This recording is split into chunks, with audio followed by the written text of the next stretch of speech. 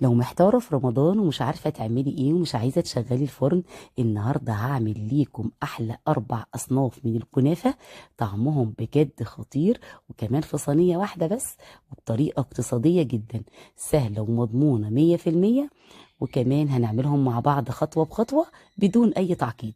بس قبل ما نبدأ الفيديو، لو عجبك الفيديو ما تنسيش تدعميني بلايك وتشرفيني باشتراكك في القناة عشان نكبر بيكم حبايبي. أول حاجة كده أنا جبت ربع كيلو من الكنافة دي جبتها حاططها 12 ساعة في الفريزر. هطلعها من الفريزر هفرفتها بالشكل اللي انتوا شايفينه ده، هتتفرفت معاكم بكل سهولة. بعد ما فرفت الكنافة في الصينية، أنا ممكن أسيب الكنافة في الصينية كده، أو ممكن احطها على النار. انا هنا هفرفتها في الصينيه عشان بس افرفتها بكل سهوله. بعد كده احضر بقى نص كوبايه من السمنه، وهضيف الكنافه دي في طاسه، واحط عليها السمنه كده بالشكل ده، وادخل بقى السمنه في الكنافه، واغلف الكنافه كويس جدا جدا بالسمنه عشان توصل للكنافه بالكامل. لازم ما يكونش فيه اي حته في الكنافه ما فيهاش سمنه. بعد كده بقى احطها على النار وهقلبها. نقدر برضو زي ما قلت لكم نحطها في الفرن. في ناس بتحطها في الفرن وفي ناس بتقلبها على النار. انا هنا حطيتها على النار. بعد ما حطيتها على النار وبقت بالشكل اللي انتوا شايفينه ده، لونها ذهبي، جبت كوبايه، نص كوبايه من الشربات البارد، اللي هو بيبقى لا تقيل قوي ولا خفيف قوي. هضيفه بقى على الكنافه، وهقلب برضو الشربات في الكنافه كويس جدا. بعد كده بقى هجيب الطبق ده، طبعا بيتباع عند مستلزمات الحلويات، حوالي سعره 25 جنيه. انا جبته. طبعا نقدر برضو لو مش موجود عندنا نقدر نعمل في اطباق مختلفه، مش مشكله عادي خالص، بس الطبق يكون عالي شويه. هحط بقى معلقه كبيره كده من الاسباتيولا اللي انتوا شايفينها دي. حطيت معلقه واحده بس في كل جانب من الطبق اللي احنا شايفينه ده. هضغط بقى كده بالاسباتيولا على الكنافه عشان اساوي الكنافه كويس جدا.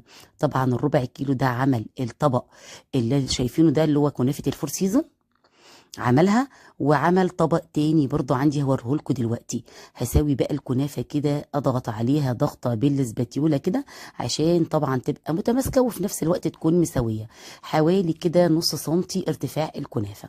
هركن الطبق ده بقى كده على جنب، واجيب الطبق التاني اللي هحط فيه باقي الكنافه.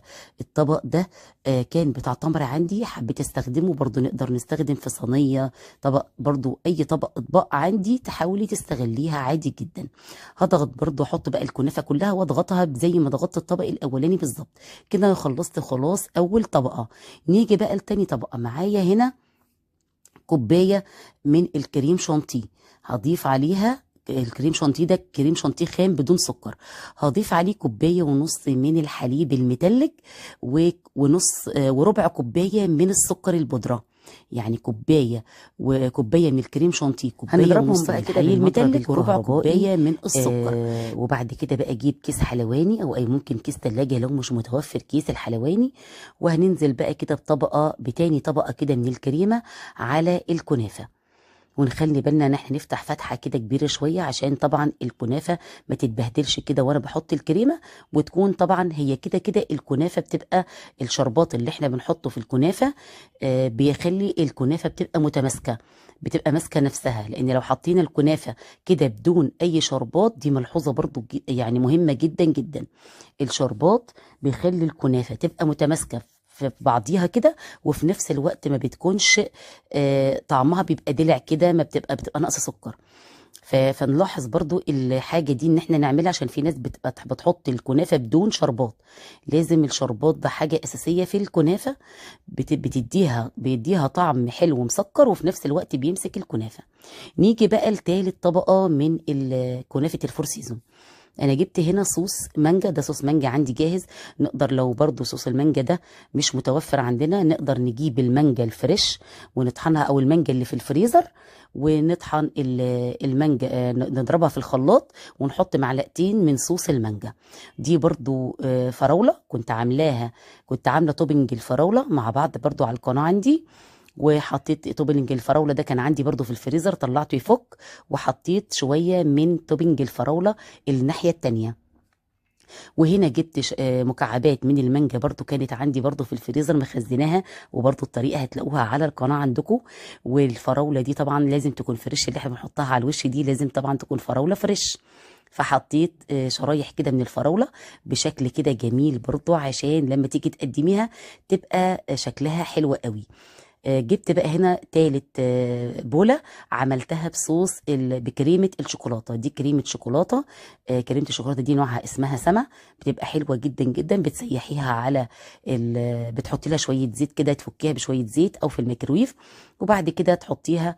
وكان عندي الشوكولاتة بتاع ده بسكوت اوريو كده صغير خالص كان عندي.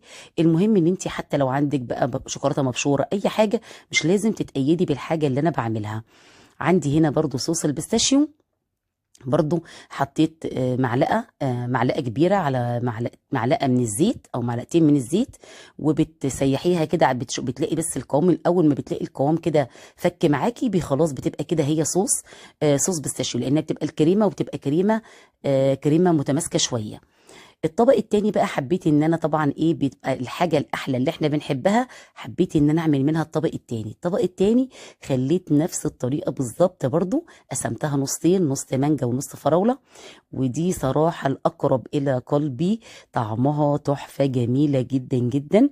الناس طبعا بقى ممكن اللي بيحبوا الشوكولاته، اللي بيحبوا البيستاشيو، اللي بيحبوا، المهم ان انت في الوصفه دي بترضي جميع الاذواق. واظن مفيش ولا احلى ولا اجمل من اللي انت شايفاه ده. تحفة فنية هتعمليها بكل سهولة، وكمان بدون فرن. وبربع كيلو كنافة هتعملي كل الحلويات وكل الاصناف اللي انت شايفاها قدامك دي، وحاجة اخر جمال ونظافة، وحاجة مضمونة 100%. قولي لي بقى احلى صنف عجبك في الاربعة، يا ريت تكتبي لي في الكومنتات، واعملوها وربنا يحسن ما بين ايديكم. وكل سنة وانتم طيبين.